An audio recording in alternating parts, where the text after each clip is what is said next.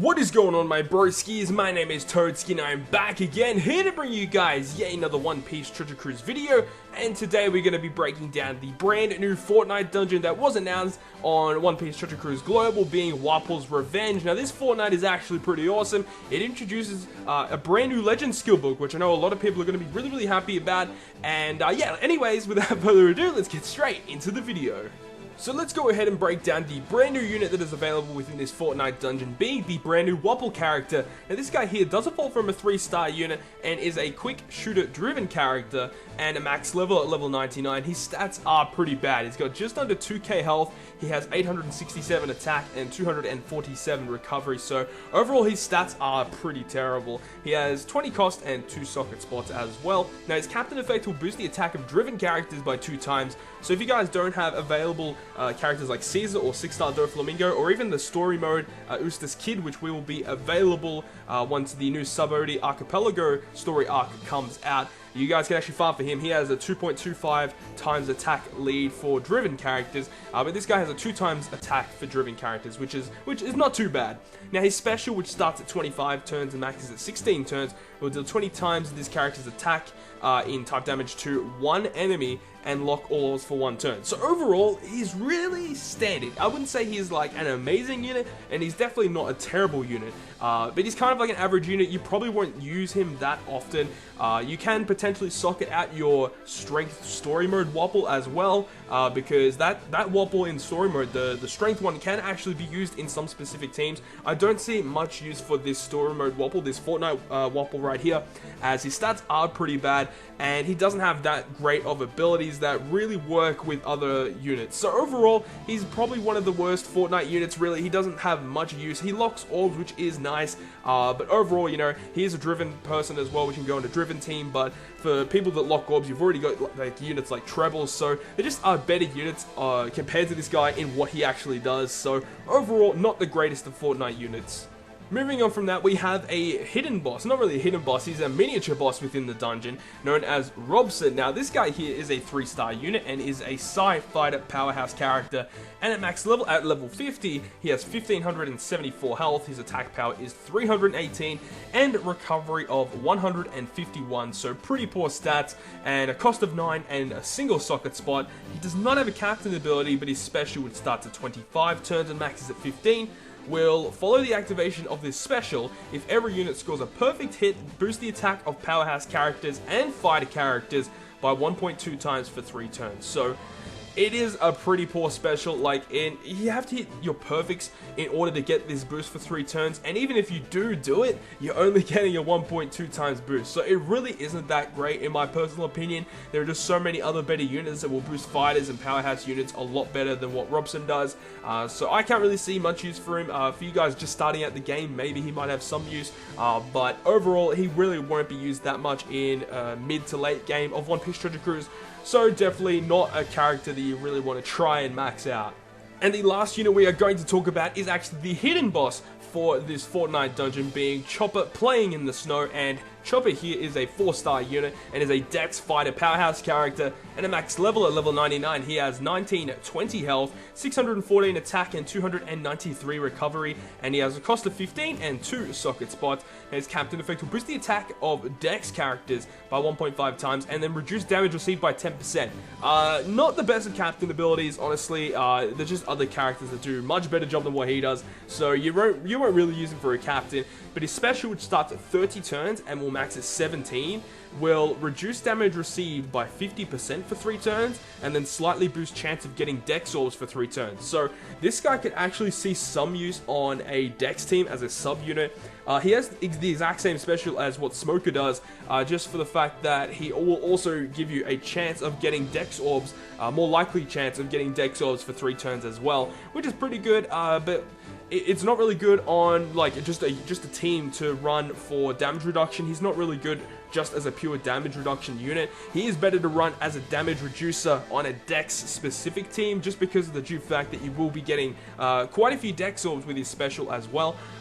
But in any case, when you need to use Smoker on a Dex team, you might want to switch it up for Chopper, because you do get a higher chance of getting those Dex orbs, which is pretty nice. Also, you can try and socket out your other Chopper units. So if you guys want to socket out your Raid Boss Monster Chopper, also Chopper Man. I know a lot of people have Chopper Man, which was a special edition unit that people got as well. So there's just a whole bunch of different choppers that you can potentially max out, as well as maxing out this one from the Fortnite. Now let's go ahead and break down some of the stages for this Fortnite. But first of all, let's have a look at the condition for this Fortnite, which states that only shooter and driven characters are allowed to be brought. So that really does switch up what type of team that you really have to try and bring.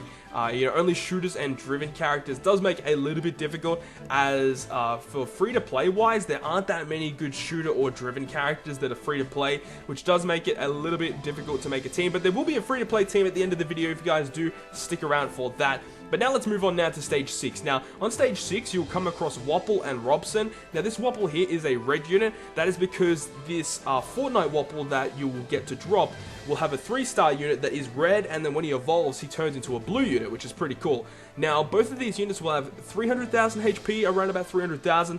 Wapol will hit for 4,590, while Robson will hit for 4,224. And, both of them on a 3-turn cooldown. Robson might spawn in on a 4 or a 5-turn cooldown.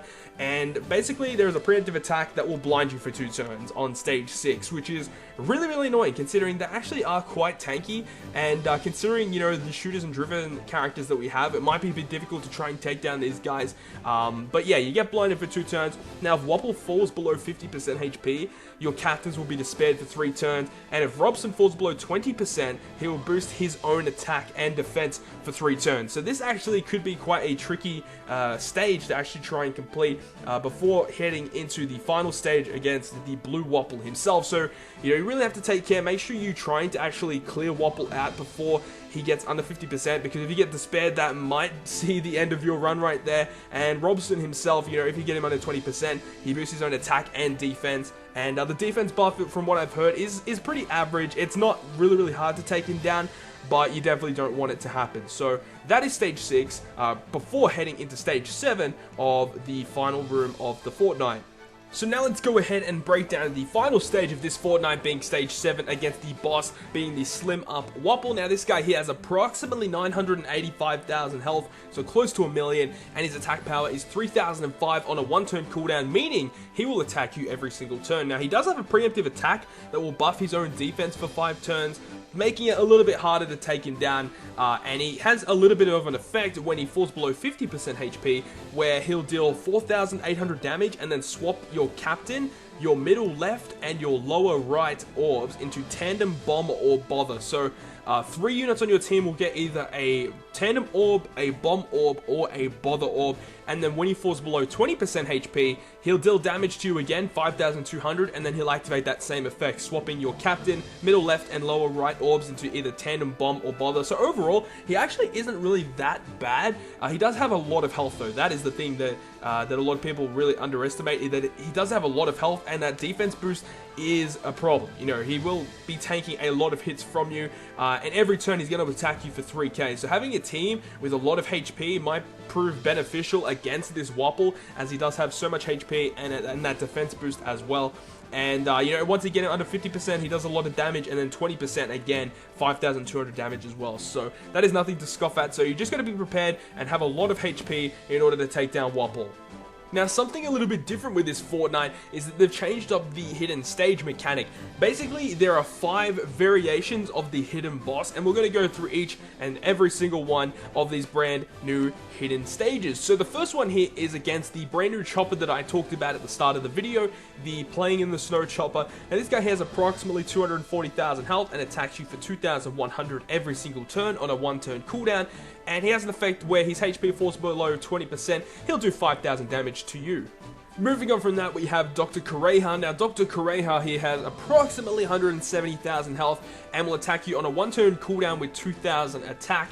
And she has a preemptive attack that will basically recover your HP by a small amount, and then she'll chain one random unit for a turn as well. So, you know, she's actually one of the easier of the hidden stages. Really low health, doesn't attack for that much, and she has a really cool and manageable preemptive attack. Moving on from that, we have Dalton, and he has approximately 240,000 health, and he will attack you on a 2-turn cooldown for 4,200 damage, and when his HP falls below 20%, he'll do 6,000 damage to you. So this is very similar to Chopper. You know, once he gets under 20%, he'll then do a lot of damage to you, but before that, you know, he does have really low health, so he's easy to take down, and he's on a 2-turn cooldown as well. Now, something also I forgot to mention as well is that when these guys appear on your screen, they will 100% drop all the time. So it's pretty cool if you guys don't have these story mode units, you can drop them really easily. Moving on from Dalton, we have Chess, and Chess here has approximately 260,000 health and an attack power of 2,100, and he'll attack you on a 1-turn cooldown every single turn, and his HP, when it falls below 20%, will deal 3,300 damage to you. So again, very similar to Chopper and Dalton, will be dealing a lot of damage to you under 20%, but then again, he does have very low health, so he's easy to take down. And the last unit from the hidden stages is Kuro Marumo, and this guy has approximately 240,000 health, and he will attack you for 4,025 every 2 turns, and he has a preemptive attack that will chain one unit for 2 turns, so he's very easy to take down as well, a very manageable preemptive attack as well, very similar to Dr. Kureha. So overall, these hidden stages are pretty easy to deal with, but yeah, they're just kind of an annoying thing that will pop up every now and again in your run through, and as I mentioned before, they will 100% drop each time you encounter them, which is also really cool for all of you guys that do not have these story mode units yet. So now let's go ahead and have a look at the notable drops from this Fortnite dungeon. So the skill books that you can drop within this Fortnite are pretty nice. So first and foremost, we have the brand new rare drop, 6-star Marco Legend skill books. This guy is a beast. Like, honestly, this guy's special is one of the best specials in the game thus far. It is crazy good. And if you guys don't know what he does, he recovers 100 times his own character's recovery in HP, and then boosts Orb's effectiveness by 1.5 times for 2 turns.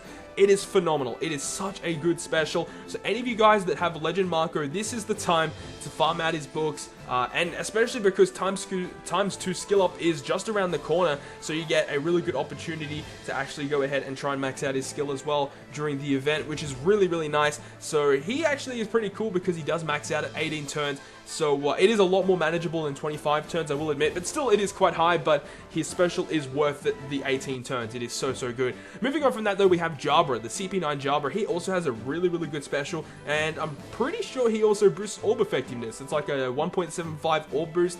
Very good. So if you guys have CP9 Jabra, I strongly recommend to farm out his books because 15 turn cooldown is very cool as well. Moving on from that, we have Kuriel. He has a pretty decent special.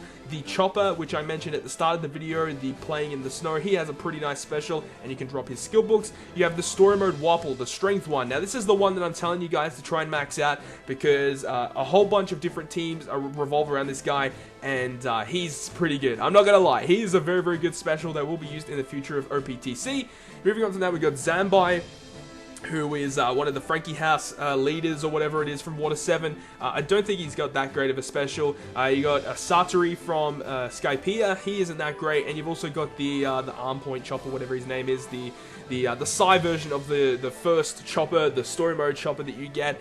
He isn't really that great either, but 6-star Legend Marco skill books and Jabra books are the notable ones here. The Chopper that you get from this Fortnite skill books are also really good. Story mode Wapol is really good, and Kuriel if you guys want to try and max out his skill as well. So overall, this Fortnite has some very good skill books to try and farm for. So now let's go through a free-to-play team that will be able to beat this brand new Fortnite, and this one in particular is really cool. It is a free-to-play Dex team, and all of these units on this team are either shooters or driven characters, which does make it really cool. Obviously, you have the Ashura Zoro captains for 2 times HP and attack, or it's actually going to be 4 times HP and 4 times attack to all of your Dex units, which is awesome. You've also got Smoker there for damage reduction if you do need it. Doflamingo is just amazing, of course. You have Duval. Now, Duval can be replaced with anything else, but he has a really nice special, which is awesome, and Perona also has an amazing damage reduction special as well. But then again, all of these guys guys can be swapped out for just really depending on what you have. Obviously, Apu is another dex unit that is a shooter that you can bring.